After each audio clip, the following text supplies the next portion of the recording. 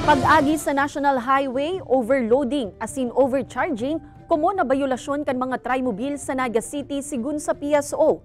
15 pesos na pamasahe, posibleng bawion kan LGU kung padagos na makakaresibin nin reklamo ang mga otoridad. Uyan report. Padagos na nakakaresibí ang Public Safety Office kan syudad ni Naga nin reklamo dapit sa mga pampasaherong tricycle. Sa datos kan Public Safety Office, ang overloading, pag-agi sa National Highway as in overcharging, ang komo na bayulasyon kan mga tricycle sa syudad. 73 na bayulasyon ang naikurit kan PSO gikan sa mga tricycle na nag-aagi sa National Highway ngunyan sa ng Pebrero, mas dakol kung ikukumparar sa 31 kan bulan nin Enero. 11 ang overloading na mas hababa kung ikukumparar sa 32 kan bulan nin Enero, asin may duwang bayulasyon in overcharging poon Enero hasta sa presente. May pagdikit man subuot sa ibang bayulasyon, alagad din nagkakampante ang grupo kan mga trimobile driver asin operator kan syudad.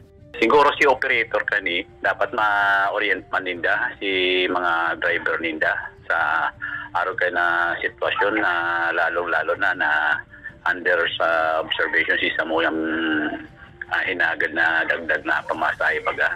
Primerong simana kaya kan bulan nin Pebrero kanaging epektibo ang 15 pesos na pamasahe sa mga tricycle sa syudad. Alagad posibleng bawion ini asin ibalik sa dating 13 pesos kundi mababawasan ang mga bayulasyon base sa assessment kan Tricycle Task Force kan syudad.